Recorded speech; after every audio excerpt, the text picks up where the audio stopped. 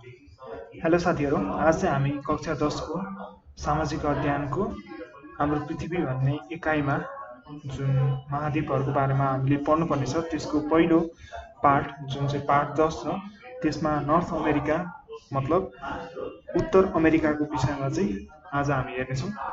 र उत्तर अमेरिका भन्ने बित्तिकै हामीले अब हाम्रो जुन नेपाल छ नेपालको ठ्याक्कै अब हाम्रो यो विश्वको ग्लोबमा हेर्ने भने त्यो अपोजिट साइडमा पर्ने गर्दछ। विश्वको अर्को भागमा चाहिँ के छ त उत्तर अमेरिका छ र उत्तर अमेरिका भनेको पश्चिमी गोलार्धमा पर्ने गर्दछ यो महादेश।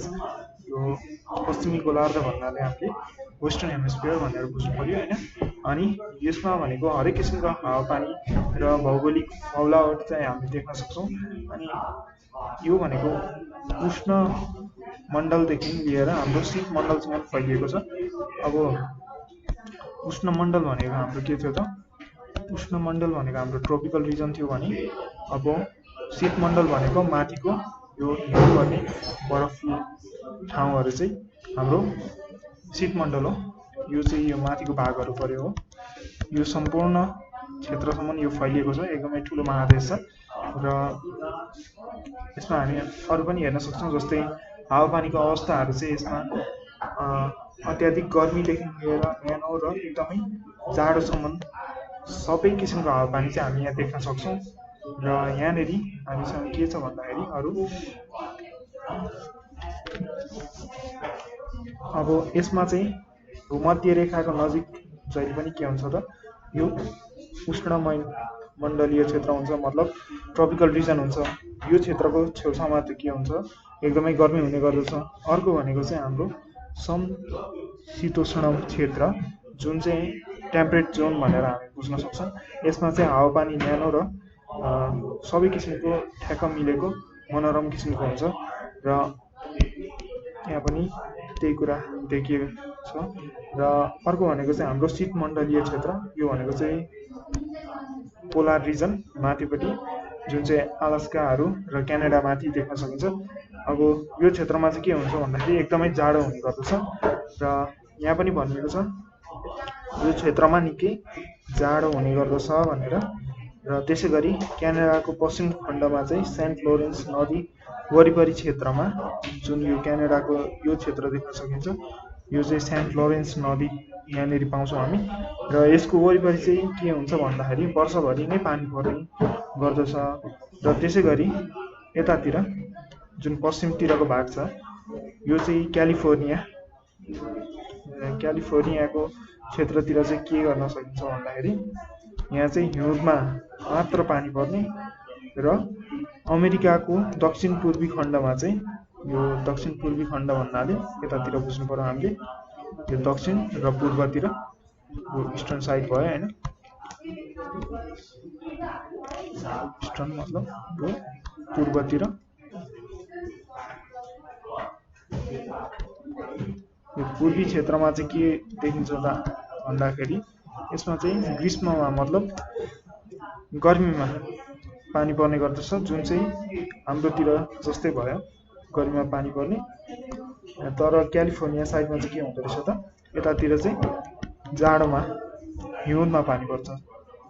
अनि त्यसै गरी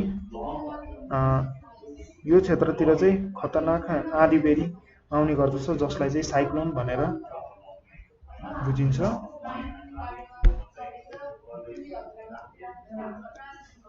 र अब यसमा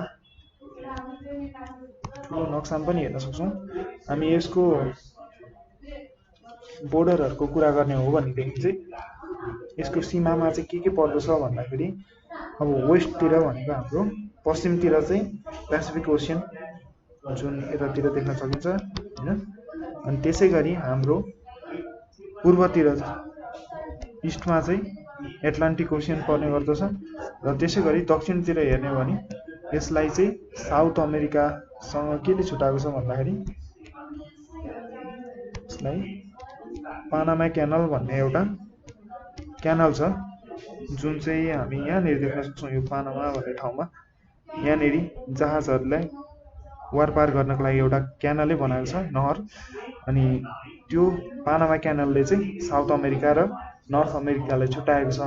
त्यसै गरी हामी यता नर्थतिर चाहिँ, उत्तरतिर चाहिँ बेरिङ स्ट्रेट भन्ने यहाँनिर देख्न सक्छौँ। बेरिङ स्ट्रेट भन्ने छ, यहाँ बेरिङ सी भन्ने पनि देख्छौँ। यसले चाहिँ यता एसियादेखि उत्तर अमेरिकालाई छुटाउने काम गर्छ। र यो बेरिङ स्ट्रेट कटे पछाडि चाहिँ यता रसिया सुरु हुन्छ, हामी यहाँ पनि हेर्न सक्छौँ। र रसिया भनेको चाहिँ हाम्रो यता एसिया महाद्वीपमा पर्ने भयो। र त्यसै गरी एटलान्टिक कटेर चाहिँ हामी यता युरोप, अनि त्यसै गरी तलतिर चाहिँ अफ्रिका र जान सक्छौँ। र हाम्रो यतातिरको कोस्ट लाइनलाई चाहिँ हामी एटलान्टिक कोस्ट लाइन भनेर भन्छौँ होइन। र यसलाई हामी अझ डिटेल्समा यहाँ पनि हेर्न सक्छौँ।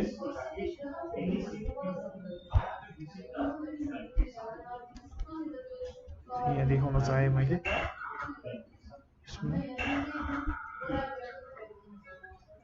यहाँनिर एटलान्टिक ओसियन भनेर यहाँ देखाएको छ हो। त्यसै गरी हाम्रो यता भनेको एटलान्टिक गल्फ कोस्ट लाइन भनेर यो हेर्न सक्छौँ। अनि यतापट्टि हाम्रो बेरिङ स्ट्रेट जसले एसियासँग छुटाउने काम गर्दछ। त्यसै गरी यहाँनिर हाम्रो यो अलास्का रेन्ज पर्ने भयो, यहाँनिर चाहिँ यो क्षेत्र। अनि यहाँनिर गल्फ अफ अलास्का भन्ने देख्न सक्छ। त्यसै गरी यतापट्टि हाम्रो पेसिफिक ओसियन पर्ने गर्छ पश्चिमतिर। र यहाँनिर 3टा देशहरू देख्न सक्छौँ हामी, जस्तै यहाँ माथिपट्टि क्यानाडा र युएसए अनि मेक्सिको। र यहाँनिर क्यानेडियन सिल्ड भन्ने छ, यसलाई पनि ध्यान दिनु होला। अनि यहाँनिर ग्रेट प्लेन्स भनेर बिचमा देख्न सक्छौँ। यो चाहिँ एकदमै अमेरिकाको र यो पुरै महाद्वीपकै बिचोबिच पर्ने गर्छ। यो चाहिँ ग्रेट प्लेन्स भनेर बुझ्छौँ। र यहाँनिर चाहिँ एउटा पर्वत श्रृङ्खला छ जुनलाई चाहिँ हामी रकी माउन्टेन्स भनेर भन्ने गर्छौँ। र त्यसै गरी यो कोस्टको छेउमा चाहिँ हामी कोस्ट माउन्टेन्स भनेर देख्न सक्छौँ। र यहाँनिर चाहिँ यो भनेको अमेरिकन कोर्डिलेरा भनेर भन्छौँ। यसले चाहिँ यो अलास्कादेखि लिएर तल हाम्रो अन्टार्कटिकासम्म नै झन्डै दक्षिण अमेरिका हुँदै चाहिँ सम्पूर्ण यो पश्चिमी क्षेत्रतिर चाहिँ हिमालहरू देख्न सक्छौँ, जसलाई चाहिँ कोर्डिलेरा भनेर भन्छ। यो अमेरिकन कोर्डिलेरा चाहिँ यतातिर पर्ने भयो होइन। अनि त्यसकै छेउमा यता फेरि हाम्रो रकी माउन्टेन्स छ। अनि यसलाई चाहिँ एउटा सानो ट्रेन्सले डिभाइड गरेको छ। अनि यो हिम श्रृङ्खलाहरू चाहिँ हामी पश्चिमी क्षेत्रतिर देख्न सक्छौँ अमेरिकाको, दुईटै अमेरिकाको, उत्तर अमेरिका र दक्षिण अमेरिका दुवैतिर।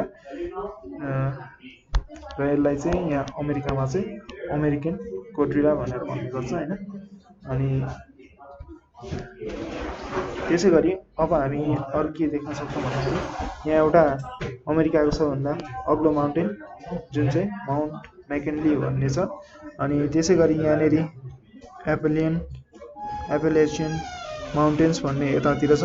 अनि यहाँनिर द ग्रेट लेक बेसिन भन्ने छ, यो पनि एकदमै महत्त्वपूर्ण छ। अनि यो ओटावा जुन चाहिँ क्यानाडाको क्यापिटल सिटी हो, राजधानी। त्यसै गरी हाम्रो अमेरिकाको राजधानी यहाँ हेर्न सक्छौँ। यो स्टार लगाएको चाहिँ म्यापमा स्टार देख्न सकिन्छ, यो चाहिँ राजधानी भयो होइन। यहाँनिर वासिङटन डिसी र मेक्सिको हो, मेक्सिको नै। त्यसै गरी जुन त्यो कोर्डिलेरा भनेको थियो त्यो चाहिँ यहाँ माथि कोस्ट माउन्टेन्स जुन थियो त्योबाट हुँदै हुँदै तल चाहिँ सिएरा नेभिडा हुँदै यहाँ सिएरा मैड्रे ओसिडेन्टल र सिएरा मैड्रे पोरेन्टियल यी हुँदै चाहिँ तल दक्षिण अमेरिकातिर बढेको छ। यो एकदमै ध्यान दिनुपर्ने कुराहरू हो जुन चाहिँ हामीलाई म्यापमा त्यो प्लट गर्नु भनेर आउन सक्छ इक्जाममा। र यहाँनिर यो लाइन देख्न सक्छौँ, यो चाहिँ ट्रपिक अफ क्यान्सर भनेर देख्न सक्छौँ। र यहाँनिर यो मेक्सिकोको गल्फ भएकोले गल्फ अफ मेक्सिको भनेर यसलाई भनिन्छ। र यहाँ माथिपट्टि चाहिँ हामी के देख्छौँ त, यहाँनिर यो चाहिँ आर्टिक सर्कल है, यहाँ पनि लेखेको छ आर्टिक सर्कल। आर्टिक सर्कल किनभने माथि के छ, आर्टिक ओसियन छ। यो आर्टिक सर्कलले चाहिँ आर्टिक ओसन भन्ने क्षेत्रलाई चाहिँ छुटाउने काम गर्छ। माथि बेउफोर्ट सी, त्यसै गरी यहाँ क्विन एलिजाबेथ आइल्यान्ड, यिनीहरू महत्त्वपूर्ण लोकेसनहरू हुन्, यसलाई ध्यान राख्नुपर्ने हुन्छ। त्यसै गरी यहाँ भनेको ग्रेट पियर लेक भन्ने छ, यो पनि, र ग्रेट स्लेभ लेक यो पनि एकदमै महत्त्वपूर्ण छ। त्यसै गरी यहाँ हडसन बे भन्ने छ माथिपट्टि, यो पनि सोधिरहेको हुन्छ इक्जामतिर। यहाँ ब्याफिन आइल्यान्ड भन्ने छ किनभने यहाँ ब्याफिन बे छ। त्यसै गरी यहाँ ल्याब्राडोर सी भन्ने छ। अनि यहाँनिर चाहिँ हाम्रो यो क्यानाडाको पूर्वी क्षेत्रतिर चाहिँ यहाँ सेन्ट लोरेन्स भन्ने गल्फ देख्न सकिन्छ। त्यसै गरी यहाँ सेन्ट लोरेन्स नदी पनि छ र यसको छेउछाउमा चाहिँ वर्षभरि पानी पर्ने गर्दछ। र अघि हामीले यहाँ हेरेको थियौँ सेन्ट्रल ग्रेट प्लेन्स भनेर, त्यसै गरी यहाँनिर चाहिँ सेन्ट्रल लोल्यान्ड्स भन्ने छ यहाँनिर। अनि त्यसै गरी यहाँनिर डेथ भ्याली देख्न सकिन्छ, यो भनेको चाहिँ लोएस्ट पोइन्ट भयो होइन नर्थ अमेरिका। अनि त्यसै गरी अब अरू कुराहरू के छन् यिनी हामी फेरि हेर्नेछौँ यो म्यापमा र पाठमा हेरौँ। अब यसको भौगोलिक स्वरूप भनेर भनेको छ, भौगोलिक स्वरूपमा चाहिँ के छ त त्यो कुराहरू हामी हेरौँ।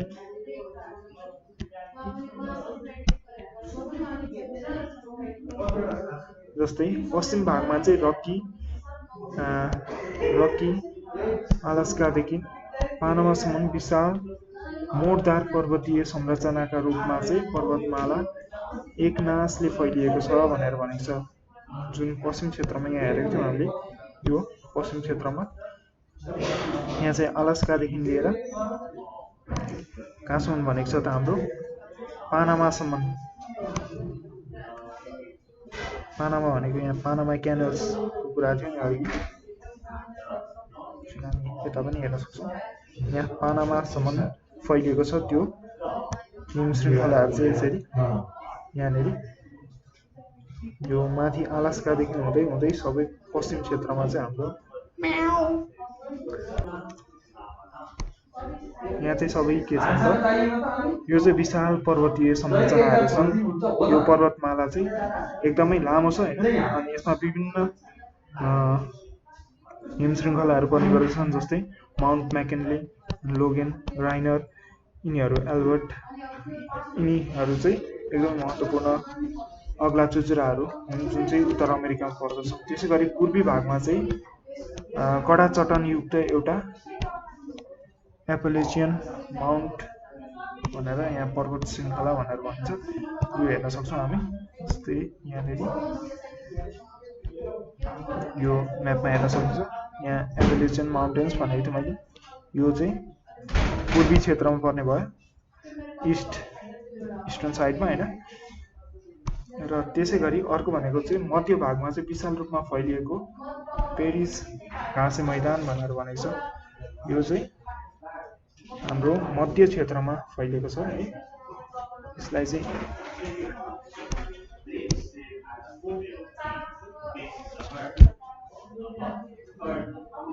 झन्डै यहाँनिर भेटिन्छ पेरिस आइल्यान्ड, पेरिस ग्रासल्यान्ड भन्ने चाहिँ यो घाँसे मैदान हो होइन। अनि यहाँनिर एउटा महत्त्वपूर्ण खोला पनि छ मिसिसिपी भन्ने पनि हेर्नुपर्ने हुन्छ।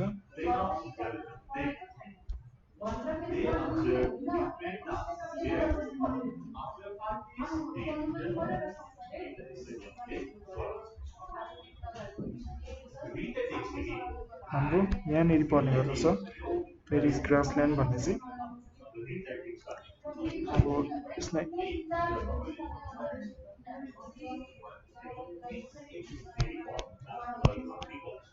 स्पेलिङ लेखिदिन्छु म। पेरिस ग्रासल्यान्ड भन्ने छ यतातिर। अनि त्यसै गरी अर्को के हेर्न सकिन्छ, पूर्वी किनारी क्षेत्रमा भागमा चाहिँ कम उचाइयुक्त लोरेन्स सिल्ड भन्ने छ। लोरेन्स सिल्ड भनेको चाहिँ यतातिर छ।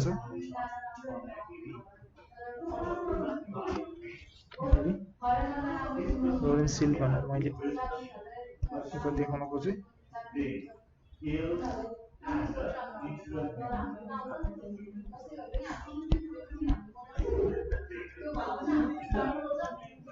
यहाँनिर यो लोरेन्स भन्ने छ नि त, जुन हाम्रो नदीहरू सेन्ट लोरेन्स क्षेत्रमा, यहाँनिर चाहिँ लोरेन्स सिल्ड भन्ने छ। र त्यसै गरी अर्को हाम्रो के छ त, यहाँनिर यो सेन्ट लोरेन्स नदी उत्तरमा पर्छ भनेर भनेको छ होइन। अनि यो अपेलेचियन पर्वत श्रृङ्खलादेखि चाहिँ के छ, अलास्का नजिकैसम्म प्रशस्त सङ्ख्यामा तालहरू छन्। यो तालहरूको विषयमा पनि हेर्छौँ हामी। यो ग्रेट बियर अनि ग्रेट स्लेभ भन्ने माथिपट्टि थियो, अघि हामीले हेरेको थियौँ।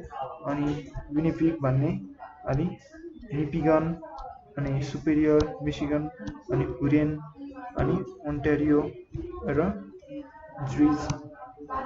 इरिज भन्ने थियो, जुन चाहिँ यहाँ हेर्न सक्छौँ हामी।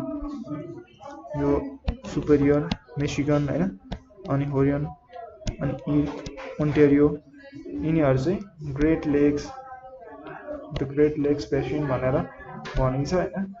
यो एकदमै इम्पोर्टेन्ट भयो। अनि विनिपिग भन्ने यहाँनिर भयो।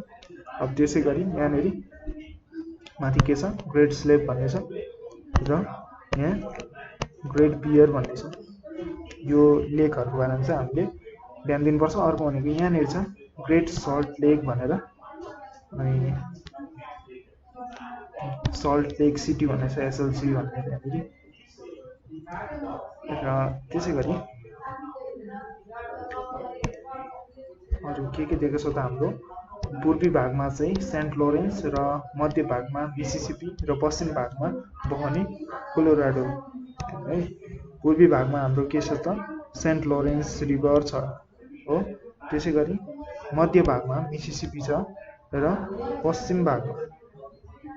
पश्चिममा चाहिँ यो कोलोराडो रिभर भन्ने एकदमै प्रसिद्ध र ठुला खोलाहरू। त्यसै गरी क्यानाडाको मध्य उत्तर भागमा पर्ने हडसन खाडी हामीले अघि पनि हेरेको थियौँ यता माथि, यहाँनिर हडसन बे भनेर। र त्यसै गरी संयुक्त राज्य अमेरिकाको दक्षिणी पूर्वमा पर्ने मेक्सिकोको खाडी भनेको यो गल्फ अफ मेक्सिको। र त्यसै गरी पश्चिममा पर्ने क्यालिफोर्नियाको खाडी भनेर भनिन्छ। क्यालिफोर्निया खाडी यहाँनिर हो। अब यहाँ देखाउँछु म अहिले, गल्फ अफ क्यालिफोर्निया भनेर यहाँ छ नि, यो चाहिँ यहाँनिर यो हो। त्यसै गरी यी चाहिँ प्रमुख खाडीहरू भए होइन, जसलाई चाहिँ इङ्ग्लिसमा गल्फ भनेर भन्छ होइन। गल्फ अफ जे नाम छ त्यही, golf of California, golf of Mexico. र त्यसै गरी अर्को हडसन बे है। र अब हाम्रो रकी पर्वतमालाको वृष्टि छाया पर्ने क्षेत्रमा चाहिँ विभिन्न मरुभूमिका क्षेत्रहरू छन्। र यसमा कहिले पनि पानी नपर्ने खालको सुक्खा मरुभूमिहरू पाउन सक्छौँ, जुन चाहिँ रकी माउन्टेन्सले छेलेर यतातिर चाहिँ डेजर्ट बनाउने गर्छ, जुन चाहिँ म्यापमा हेर्न सक्छौँ। त्यसै गरी वनस्पतिहरूको कुरा गर्ने हो भने चाहिँ अब उत्तर अमेरिकाको उत्तरी भागमा चाहिँ चिसो र ओसिलो हावापानी हुनाले यहाँनिर चाहिँ टुन्ड्रा भनेको हामीले पोलार जोनमा पाएको छौँ नि, त्यस्तो किसिमको टुन्ड्रा वनस्पति चाहिँ यहाँ पाइन्छ। त्यसै गरी सोभन्दा तल्लो क्यानाडाको उत्तरी भागमा चाहिँ बाक्लो किसिमको कोणझारी सल्लाको जङ्गल, कोणझारी भनेको चाहिँ हाम्रो कोनिफरस फरेस्ट भनेर हामीले पढेको थियौँ, जुन चाहिँ शीत मण्डलमा प्रायः जसो पाइने गर्छ। त्यो चाहिँ हाम्रो यहाँनिर उत्तरी भागमा पाइन्छ, माथितिर यो कोनिफरस फरेस्टहरू। र यहाँनिर के छ भन्दाखेरि अब ध्रुवीय शीत मण्डलमा चाहिँ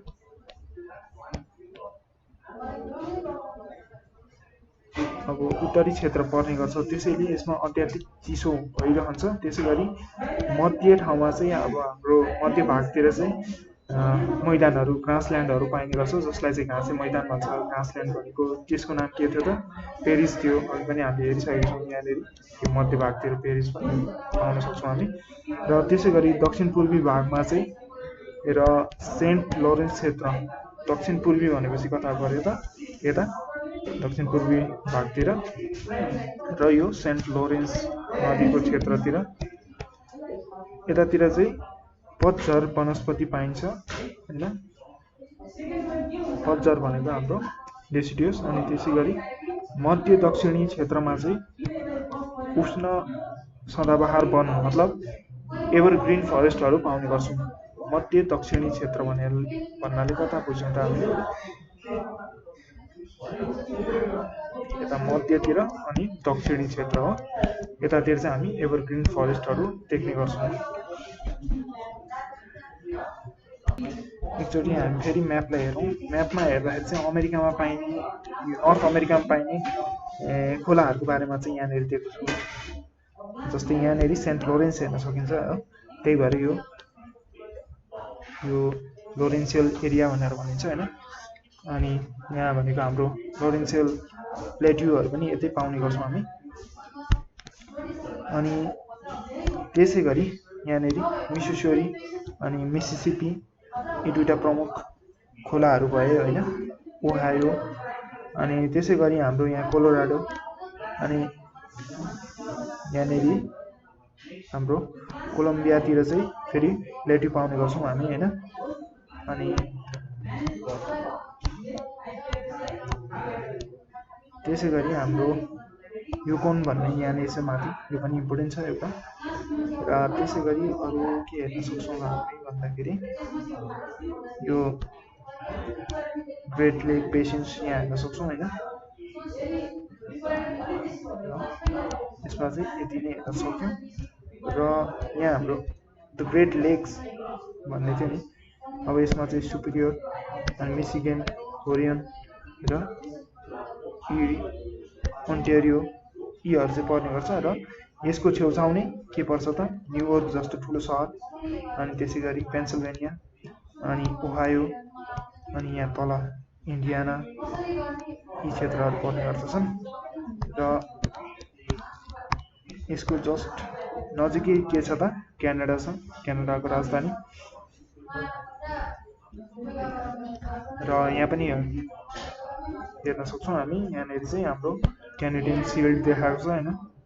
अनि यहाँ भनेको एपेलेचियन माउन्टेन्स, अनि त्यसै गरी यहाँ रकी माउन्टेन्सहरू हेर्न सक्छौँ। यहाँ कोस्टल रेन्ज पऱ्यो होइन, यो अलास्का रेन्ज भयो, यो ब्रुक्स रेन्ज भन्ने पनि छ, इम्पोर्टेन्ट छ। र त्यसै गरी अर्को हाम्रो के छ त? यता क्यारिबियन सी देख्न सक्नुहुन्छ, यता तल भयो, यो चाहिँ निकै तल। अब योभन्दा माथि हाम्रो एटलान्टिक ओसियन यता देख्न सक्छौँ, पेसिफिक ओसियन यता देख्न सक्छौँ, बेरिङ सी यता देख्न सक्छौँ। यहाँ भनेको गल्फ अफ अलास्का भन्यो होइन, यहाँ गल्फ अफ क्यालिफोर्निया थियो, यहाँ गल्फ अफ मेक्सिको छ हो। र यहाँनिर हाम्रो कोड्रिला, अमेरिकन कोड्रिला चाहिँ कहाँदेखि आएको छ त? यहाँनिर अलास्कादेखि हुँदै हुँदै कोस्टल रेन्जेस हुँदै हुँदै अनि सिएरा नेभिडा हुँदै हुँदै सिएरा म्याड्रिससम्म आएको छ र हुँदै हुँदै यो पानामासम्म नै पुग्ने गर्दछ। त्यहाँदेखि पनि अझ दक्षिण अमेरिकामा पनि देख्न सकिन्छ। अब यहाँ पानामा क्यानलदेखि चाहिँ हामीलाई दक्षिण अमेरिकासँग छुट्याउने गर्दछ यसले। र माथि आर्टिक ओसन देख्न सक्छौँ। र यो मैले अघि पनि भनेको थिएँ, यहाँ भनेको हाम्रो दक्षिण अमेरिका उत्तर अमेरिकाको सबभन्दा ठुलो माउन्टेन चाहिँ माउन्ट म्याकिन्ली भयो यहाँनिर। र यहाँ वेस्टर्न कोर्डिला हुँदै हुँदै हाम्रो यो चाहिँ सम्पूर्ण यतादेखि फैलिँदै यो एन्डिज हुँदै तलसम्म नै पुग्ने गर्दछ। यो चाहिँ इभन यहाँ एन्टार्क्टिकासम्म नै पुग्ने गर्दछ हो। अनि यो कोर्डिला यता छ अनि यहाँनिर चाहिँ रकी माउन्टेन्स छ, यहाँनिर देख्न सक्छौँ होइन। अब यो कोर्डिला पनि हिम श्रृङ्खलाकै एउटा हिमालयहरू हुन् होइन। यो रकी माउन्टेन्स पनि त्यस्तै हिमालयहरू हो। केले छुट्याउँछ भन्दाखेरि यहाँनिर एउटा ट्रेन्च छ, रकी ट्रेन्च भन्ने, त्यसले चाहिँ छुट्याउने गर्दछ है। र यहाँनिर यसमा पनि हेर्न सक्छौँ डिटेल्समा। यहाँनिर मैले कोस्टल रेन्जेसहरू सम्पूर्ण भनिसकेँ।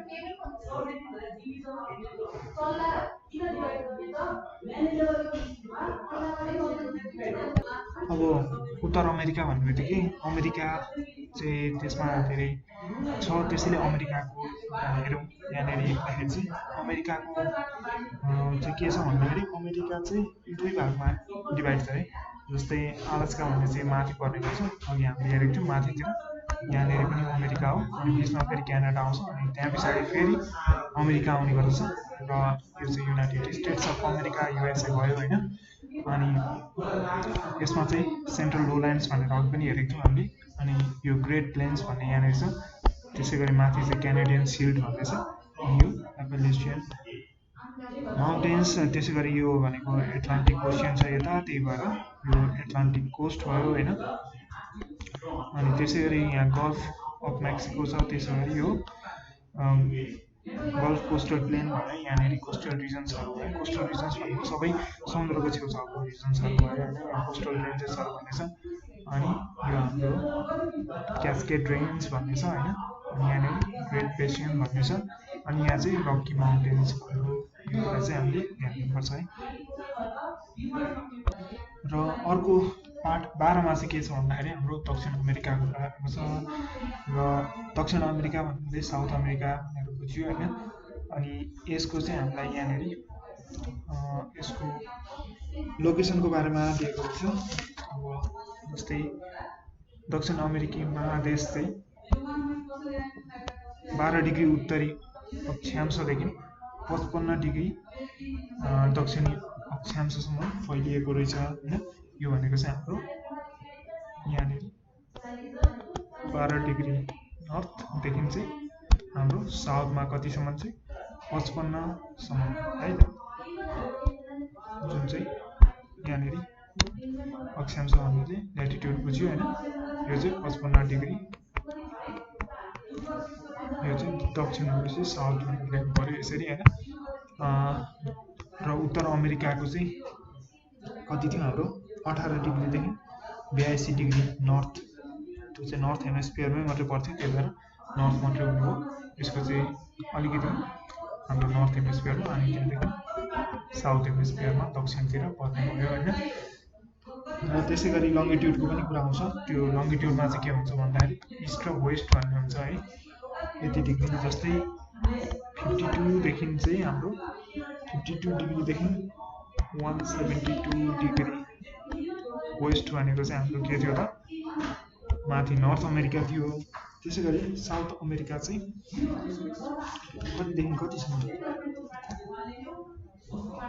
जस्तै यहाँ चाहिँ के हेर्न सकिन्छ त, यहाँदेखि पानामादेखि चाहिँ हाम्रो साउथ अमेरिका स्टार्ट हुन्छ।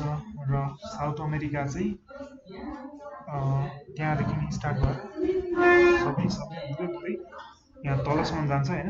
अनि यहाँदेखि तल गयो भने चाहिँ हाम्रो एन्टार्क्टिका आउने गर्छ। र त्यसै गरी यहाँनिर के हेर्न सकिन्छ भने हाम्रो इक्वेटर चाहिँ कहाँ देखिन्छ त भन्दाखेरि यहाँनिर दक्षिण अमेरिकाको माथिल्लो भागमा यहाँनिर इक्वेटरको लाइन भयो, यो इक्वेटरले यहाँनिर काटेको छ। त्यसै गरेर यहाँनिर के हुन्छ त, यो ट्रपिकल रिजन आउँथ्यो। अनि यहाँनिर हाम्रो ट्रपिकल रिजन भनेको उष्णमण्डल, जसमा चाहिँ हाम्रो वर्षावनहरू सबै यहाँ रेन फरेस्टहरू यहाँनिर आउने गर्दछ। र वर्षावन चाहिँ विभिन्न देशहरू जस्तै यो ब्राजिल भयो, पेरु भयो, अनि यहाँनिर भेनेजुएलाहरूदेखि लिएर सम्पूर्ण देशहरूलाई चाहिँ ओगटेको छ त्यसले। र त्यसको धेरै जसो क्षेत्र चाहिँ ब्राजिलमा पर्ने गर्दछ, किनभने ब्राजिल एकदमै ठुलो देश हो, दक्षिण अमेरिकाको सबैभन्दा ठुलो देश। र यसको चाहिँ प्राय सबैसँग सीमा जोडिएको छ, दक्षिण अमेरिका देशहरूसँग। र यहाँनिर यसको बिचमा हेर्न सकिन्छ, यहाँनिर चाहिँ ट्रपिक अफ क्याप्रिकर्न भन्ने छ। माथि ट्रपिक अफ क्यान्सर थियो भने तल चाहिँ ट्रपिक अफ क्याप्रिकर्न छ। र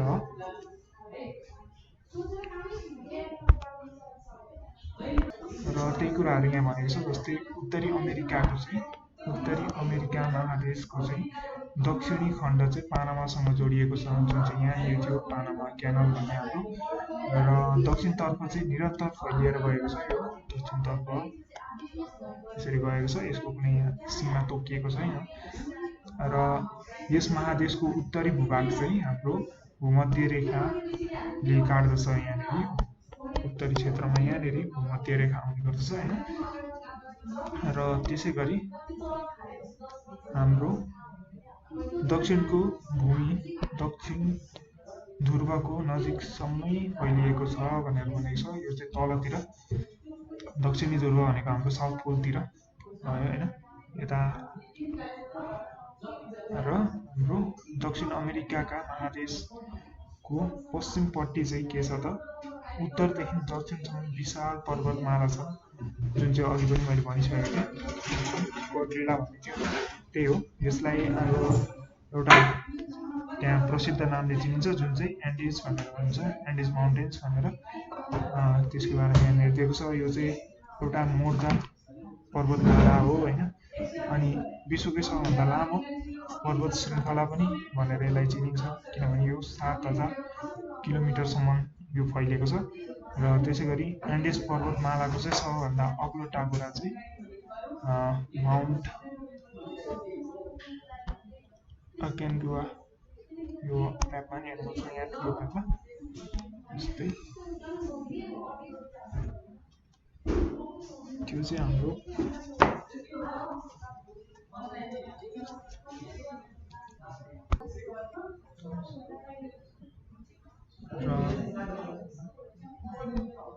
त्यो माउन्टेन चाहिँ यहाँ देख्न सकिन्छ, जुन चाहिँ एन्डिज माउन्टेन रेन्जमा पर्ने गर्दछ होइन।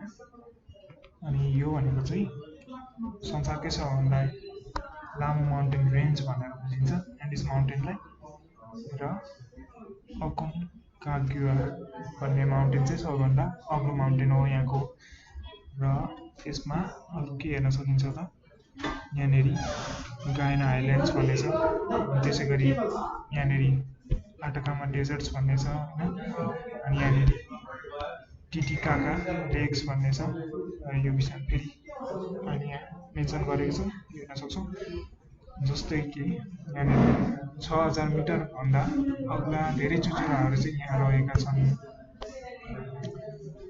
र यो पर्वतमालामा उच्च समस्थलीयहरू पनि रहेका छन्। र यो क्षेत्र चाहिँ प्रशान्त अग्नि घेराको क्षेत्रमा, यहाँ रिङ अफ फायर्स भन्ने छ। यो अब यहाँ पेसिफिक ओसियन भयो हाम्रो होइन। अब यो रिङ अफ फायर्सको वरिपरि चाहिँ धेरै त्यो ज्वालामुखीहरू छन्। र त्यसले गर्दाखेरि चाहिँ के हुन्छ भन्दाखेरि चाहिँ यहाँ धेरै जस्तो निरन्तर रूपमा चाहिँ भूकम्प जाने अनि ज्वालामुखी गतिविधि भइरहने त्यस्तो चाहिँ देख्न सकिन्छ। र यस महादेशको चाहिँ सर्वाधिक उचाइमा रहेको चाहिँ टिटिकाका ताल भन्ने पनि एन्डिज पर्वतमै रहेको अघि हामीले हेरेको थियौँ। यहाँ टिटिकाका लेक भन्ने जुन चाहिँ एन्डिज माउन्टेन रेन्जमै पर्ने भयो होइन। र त्यसै गरी दक्षिण महादेशको पूर्वी भागमा पुरानो कडा चट्टानयुक्त उच्चभूमि छ। दक्षिण अमेरिकाको पूर्वी भाग भनेपछि हाम्रो कुन हो त? यहाँनिर पनि हेर्न सक्छौँ हामी। दक्षिण अमेरिकाको पूर्वी भाग भनेपछि यतातिर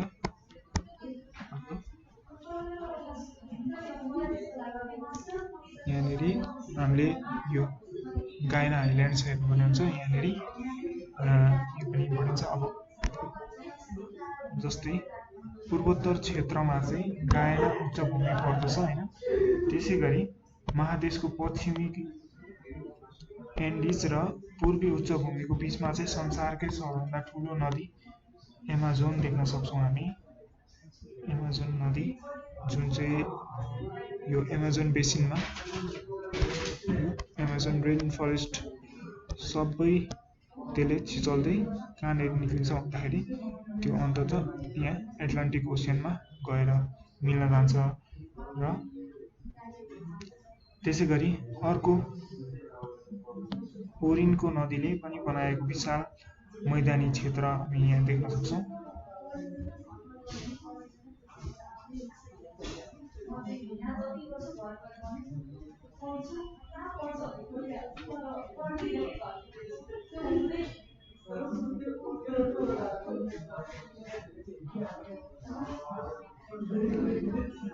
त्यसै गरी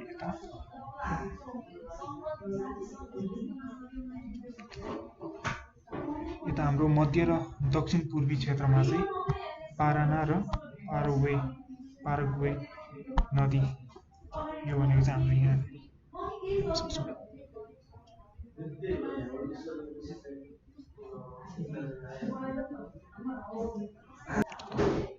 अनि यसले चाहिँ एउटा प्याम्पस भन्ने घाँसे मैदान जुन चाहिँ ग्रासल्यान्ड बनाउँछ। यो चाहिँ हामी यहाँनिर हेर्न सक्छौँ। यो प्याम्पस भन्ने यो पाराग्वे भन्ने चाहिँ ठाउँको नाम पनि भयो हैन। अनि त्यसकै नाममा यहाँ खोला छ हैन। र त्यसै गरी हाम्रो अरू भनेको चाहिँ यो महादेशको सुदूर दक्षिण क्षेत्रमा चाहिँ दक्षिण पूर्वी क्षेत्रमा चाहिँ चिसो पाटागोनिया मरुभूमि पनि देख्न सकिन्छ। यहाँनिर यो सुदूर दक्षिण पूर्वी क्षेत्रमा भनेको थियो नि दक्षिणतिर, अनि एकदमै दक्षिणको पनि तल यहाँनिर पूर्वी भागमा चाहिँ पाटागोनिया डेजर्ट देख्न सकिन्छ। यो चाहिँ कोल्ड डेजर्ट भनेर पनि हामी बुझ्छौँ। र त्यस्तै चिलीको उत्तर पश्चिम क्षेत्रमा चाहिँ आटाकामा डेजर्ट मतलब आटाकामा मरुभूमि देख्न सकिन्छ। यहाँनिर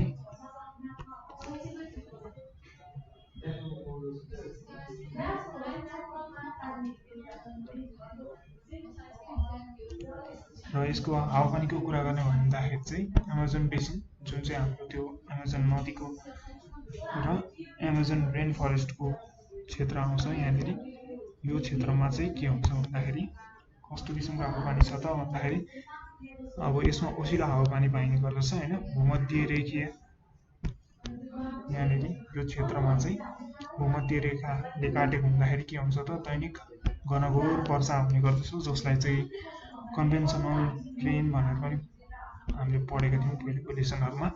र एकदमै ठुलो वर्षा हुने गर्दछ जुन चाहिँ मध्य दिन पछाडि हुने गर्दछ हैन हरेक दिन। र यसमा चाहिँ ठुलो वर्षा भई बाढीसम्म आउने खालको हुने गर्दछ। यो चाहिँ वर्षैभरि निरन्तर रूपमा देख्न सकिन्छ। र त्यसै गरी महादेशको किनारी क्षेत्रमा चाहिँ हाम्रो सामुद्रिक प्रभावले गर्दाखेरि वर्षैभरि वर्षा भएको त्यही कारण हो। र यस महादेशको मध्य क्षेत्रमा चाहिँ कतिपय भूभागमा अनिश्चित वर्षा हुने गर्दछ। बीचको भूभागसम्म चाहिँ अब त्यसमा चाहिँ अनिश्चित रूपमै वर्षा हुने गर्दछ। र लामो समयसम्म चाहिँ खडेरी पनि देख्न सकिन्छ। र त्यसै गरी महादेशको पूर्वोत्तर क्षेत्रमा चाहिँ आंशिक वर्षा र बढी गर्मी हुने गर्दछ पूर्वीतिर। र निरन्तर हावाहुरीको प्रभाव पनि देख्न सकिन्छ यहाँनिर। र महादेशको हावापानीको विविधता यस्तै किसिमको भनेर भन्न सकिन्छ यो दक्षिण अमेरिकी महादेशमा चाहिँ। अब यसमा के छ भन्दाखेरि हाम्रो यहाँनिर चाहिँ ब्राजिलियन सिल्ड भन्ने छ होइन, त्यसै गरी यहाँनिर पेरु भयो, अनि माथि हेर्न सकिन्छ यतातिर यो साइड भनेको हाम्रो पेसिफिक ओसियन भयो, अनि यता भनेको हाम्रो एटलान्टिक ओसियन पर्ने भयो, र यो एकदमै दक्षिणी भाग चाहिँ हाम्रो केप हर्न भन्ने छ, यो पनि याद गर्दा राम्रो।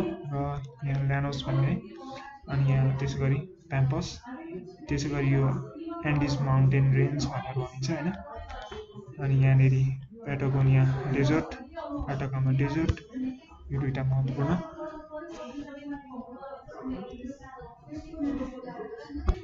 र यहाँ कुन कुन देश छ भनेर हेर्नुपर्ने छ भने चाहिँ यहाँनिर ब्राजिल देख्न सकिन्छ, दक्षिण अमेरिकाको सबभन्दा ठुलो देश।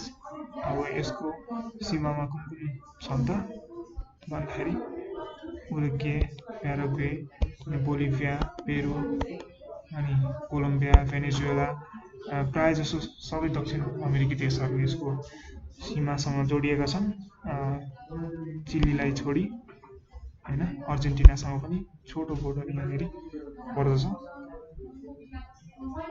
र यहाँनिर पनि हामी त्यही कुराहरू देख्न सक्छौँ। यहाँ भनेको फ्र्याङ्कल्यान्ड आइल्यान्ड यो पनि सोधिएको छ।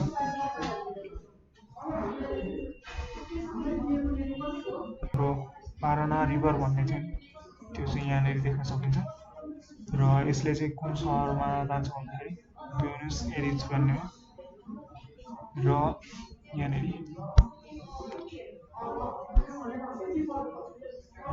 अर्को खोला महत्त्वपूर्ण खोला भनेको प्याराग्वे, र त्यसै गरी यहाँ ब्राजिलियन हाइल्यान्ड्स देख्न सकिन्छ पूर्वी क्षेत्रमा, र यहाँनिर केही इम्पोर्टेन्ट सहरहरू भनेको छ भने चाहिँ रियो डी जेनेरो, अनि त्यसै गरी यहाँनिर स्यान्टियागो यिनीहरू। अनि माथि हेर्न सकिन्छ एमाजोन बेसिन यतातिर, र त्यसै गरी यहाँ गायना आइल्यान्ड्स, अनि त्यसै गरी यहाँनिर क्यारिबियन सी देख्न सकिन्छ माथिपट्टि, अनि यहाँ पानामा गइगयो होइन। त्यसै गरी दक्षिण अमेरिका महादेशको चाहिँ सामाजिक तथा आर्थिक क्रियाकलाप हेर्ने भने यो सोसल एन्ड इकोनोमिक एक्टिभिटिज हेर्ने भने चाहिँ हाम्रो के हुन्छ चाहिँ यसमा भन्दाखेरि यहाँनिर यो भनेको चाहिँ लामो समयदेखि चाहिँ युरोपेली देशहरूको उपनिवेश देख्न सकिन्छ। अहिले पनि त्यहाँनिर साउथमा एकदमै पूर्वी क्षेत्रमा के थियो त एउटा फ्ल्यागल्यान्ड आइल्यान्ड भन्ने युकेको देख्न सकिन्थ्यो। त्यस्तै यो पुरै देशहरू चाहिँ धेरै जस्ता देशहरू चाहिँ युरोपेली उपनिवेशहरू थिए, जसले गर्दाखेरि चाहिँ दक्षिण अमेरिका महादेशको सबै जस्तो सामाजिक तथा आर्थिक क्रियाकलापहरू चाहिँ युरोपेली संस्कृतिसँग प्रभावित छ, र एमाजोन बेसिनमा बसेका जुन आदिवासीहरू छन् उनीहरूको चाहिँ जीवनशैली अलिकति भिन्न टाइपको, र त्यो चाहिँ रेड इन्डियन्सहरूसँग मिल्न जाने खालको देख्न सकिन्छ। त्यसै गरी कोलम्बसले अमेरिका पत्ता लगाउँदाखेरि चाहिँ पत्ता लगाए पछाडि युरोपबाट स्पेनिस र पोर्चुगलीहरू चाहिँ यतातिर यो क्षेत्रतिर बसाइसरी दक्षिण अमेरिकातिर ठुलो मात्रामा आएका थिए, र त्यहाँ पछाडि चाहिँ के भएको थियो भन्दाखेरि ती स्पेनिस र पोर्चुगिनीहरूले चाहिँ दक्षिण अमेरिकाको आदिवासीलाई चाहिँ हराउँदै त्यहाँनिर आफ्नो एक किसिमको चाहिँ आफ्नो युरोपेली सभ्यता र त्यहाँको संस्कृतिलाई चाहिँ यहाँनिर फैलाएका थिए, र त्यो हुनाले चाहिँ अहिले पनि हामी विभिन्न युरोपेली संस्कृतिको प्रभाव चाहिँ यो क्षेत्रमा देख्न सक्छौँ। त्यसै गरी दक्षिण अमेरिकामा चाहिँ ब्राजिल र अर्जेन्टिना धेरै क्षेत्रफल ओगटेका मुलुकहरू हामी हेर्न पनि सक्छौँ। ब्राजिल र दक्षिण अमेरिकाका महादेशको उत्तरतर्फको धेरैजसो भूभाग चाहिँ उष्ण सदाबहार जङ्गलले ढाकेको छ। यो भनेको ट्रपिकल रेन फरेस्टले ढाकेको छ, जुन चाहिँ एमाजोन बेसिनमा हामी हेर्न सकेको थियौँ अघि। त्यसै गरी महादेशको मध्य क्षेत्रमा चाहिँ वर्षाको अनिश्चित यो चाहिँ त्यहाँ वर्षा अलिकति अनिश्चित रूपमा पर्ने भएकोले खासै कृषि पनि हुँदैन त्यो क्षेत्रमा। त्यसैले गर्दाखेरि चाहिँ त्यहाँनेर उत्पादन एकदमै न्यून भएर त्यसमा त्यो क्षेत्रमा चाहिँ खाद्यान्नको तथा अन्य रोजगारीहरूको पनि अभाव देख्न सकिन्छ। त्यही भएर त्यो क्षेत्र अलिकति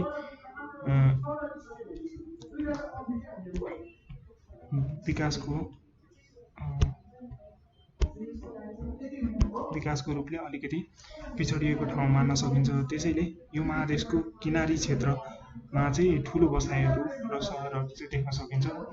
जस्तै ब्राजिलको पनि विभिन्न सहरहरू हामी किनारी क्षेत्रमा देख्न सक्छौँ र सहरी क्षेत्रमा चाहिँ जनआबादी मतलब जनघनत्वहरू चाहिँ निकै बढी देख्न सकिन्छ। र त्यसै गरी यो महादेशको भित्री क्षेत्रमा जुन मध्य क्षेत्रहरू छ त्यसमा चाहिँ जनशक्तिको पनि अभाव देख्न सकिन्छ। यसै कारणले र अधिकांश सहरहरूमा चाहिँ पूर्वाधार र त्यहाँ भएको यातायातको सुविधा, त्यसै गरी त्यहाँको जनशक्तिको अपर्याप्तता र अन्य कुराहरूले गर्दाखेरि चाहिँ त्यो मध्य क्षेत्रहरूमा चाहिँ के छ त भन्दाखेरि विकास हुन नसकेको अवस्था देख्न सकिन्छ। त्यसै गरी यहाँनिर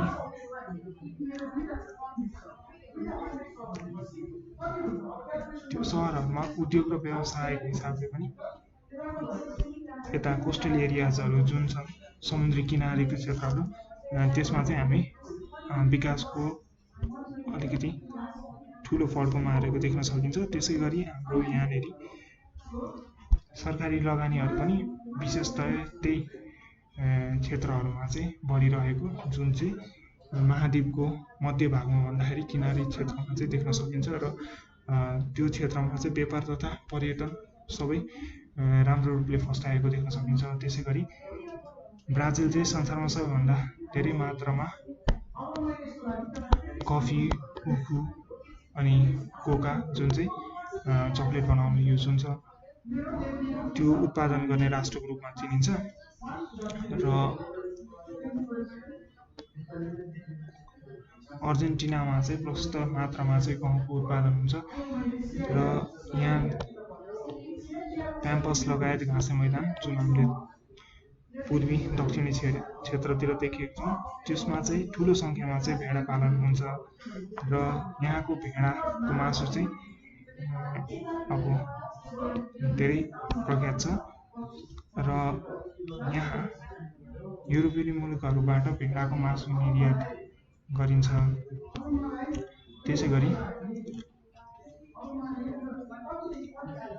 एन्डिस पर्वतीय क्षेत्रमा चाहिँ आदिवासीहरूले लामो समयसम्म त्यस भेडाका जातहरूलाई चाहिँ पाल्दै आएका छन् र त्यसै गरी त्यो भेडाहरूको नाम चाहिँ लामाज भन्ने छ है, लेखेको पनि छ।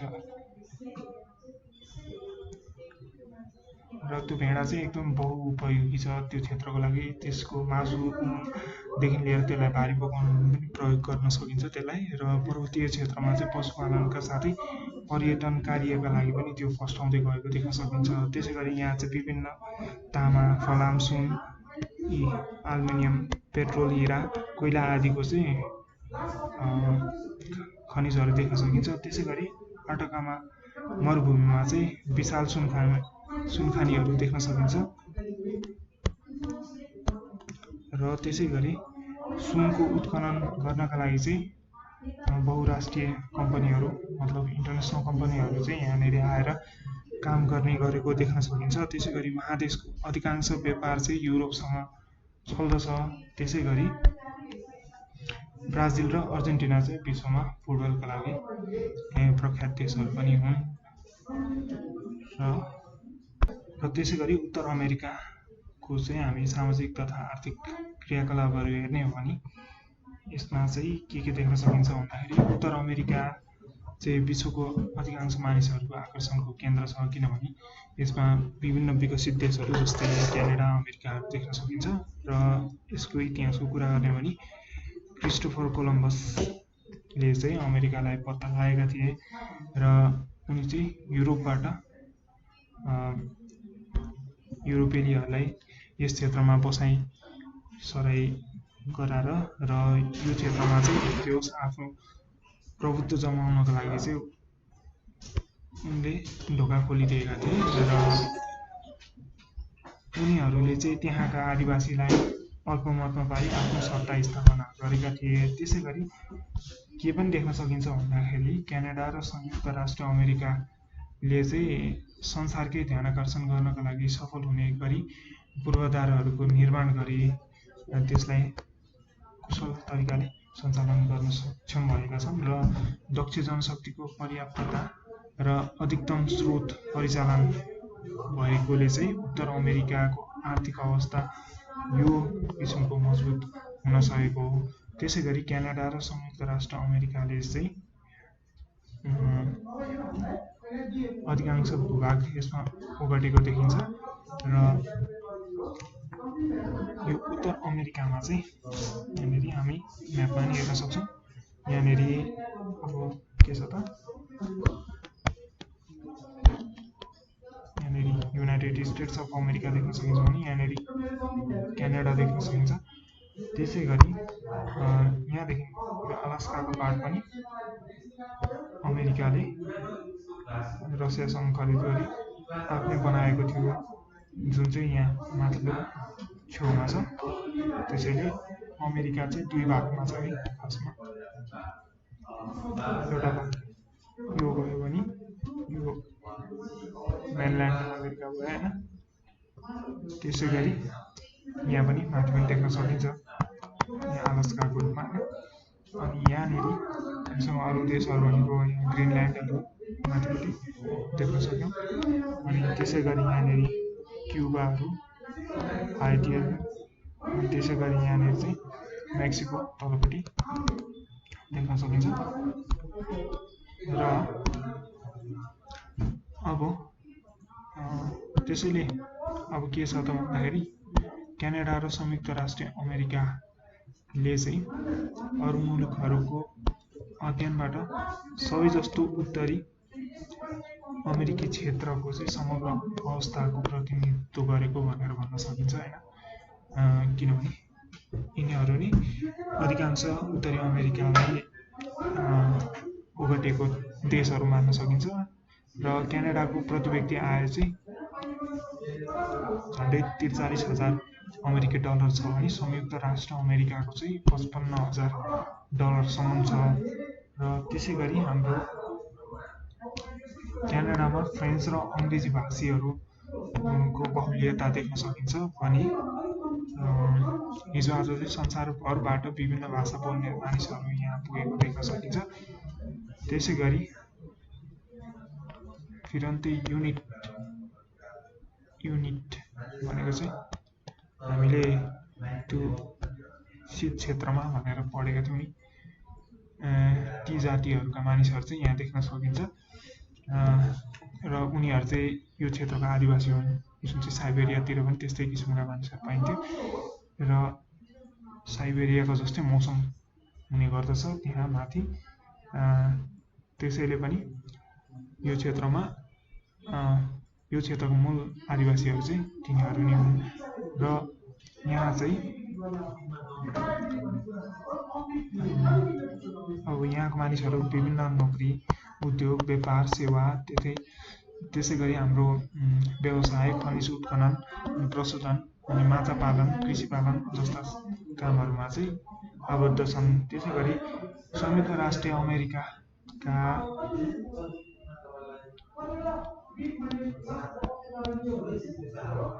अब कुरा गर्ने हो भने चाहिँ यसमा चाहिँ हाम्रो के छ त, फलाम अनि अरू उद्योग अनि हाम्रो खनिज तेल प्रशोधन अनि कल कारखानाहरू, पशुवस्तु अनि त्यसै गरी त्यसमा आधारित हुने मासु, छाला, दुधजन्य वस्तु आदिको चाहिँ उत्पादन गर्ने प्रमुख कामहरू देखिन्छ यहाँ। र त्यसै गरी हवाईजहाज, पानी जहाज अनि रेलको पाटपुर्जाहरू बनाइने गरी र त्यसै गरी ठुला लगानीमा चाहिँ विविध सेवाहरू, व्यवसायहरू चाहिँ सञ्चालन गर्ने, त्यसै गरी अरू फलफुल, माछा पालन र आधुनिक पूर्वाधारहरू र विज्ञानको क्षेत्रमा पनि धेरै अग्रसर देख्न सकिन्छ। त्यसै गरी खेलकुद, कला, शिक्षा, साहित्य, विज्ञान, प्रविधिमा चाहिँ संसारमै अब एकदमै अब विकासोन्मुख भनेर हामी मान्न सक्छौँ होइन। त्यसै गरी त्यहाँको चाहिँ मुख्य आर्थिक गतिविधिहरू चाहिँ पर्यटनहरू पनि पर्दछन्। त्यसै गरी सप्ताहको अन्तिम दिनमा बिदा मनाउनका साथै बासिन्दाको जीवन पद्धति बनिसकेको क्षेत्रहरूमा चाहिँ यहाँनिर विभिन्न साङ्गीतिक उत्सव, पारिवारिक सङ्गीत, त्यसै गरी विभिन्न ब्रह्माण्डहरूको चाहिँ यहाँनिर त्यस्तो गतिविधिहरू देख्न सकिन्छ। त्यसै गरी चाहिँ क्यानाडाले वन जङ्गलबाट धेरै आर्थिक फाइदा प्राप्त गर्न सक्छ, किनभने त्यसका धेरै क्षेत्र चाहिँ यो वन जङ्गलहरूबाट पनि ओगटिएका छन्। यहाँनिर मानिसको बसोबास एकदमै कम देख्न सकिन्छ क्यानाडातिर, र त्यहाँ चाहिँ खनिजमा आधारित ठुल्ठुलो उद्योगहरू पनि सञ्चालनमा आएको देख्न सक्छौँ हामी। अनि तामा, फलाम, निकल जस्ता अनि सुन जस्ता अनि त्यसै गरी प्लेटिनियम, चाँदीहरू जस्ता खनिजको उद्योगहरू चाहिँ यहाँ प्रशस्त देख्न सकिन्छ। र त्यसै गरी कोइला, पेट्रोल तथा ग्यास पनि यहाँनिर पर्याप्त रूपमा देख्न सकिन्छ र त्यसको उत्पादन पनि हुने गर्दछ। त्यसै गरी विश्वमा क्यानाडा चाहिँ दोस्रो गहुँ निर्यात गर्ने देशको रूपमा हुन सकिन्छ, र यसको पूर्वमा चाहिँ आलु र पश्चिममा चाहिँ फलफुल उत्पादन हुने गर्दछ।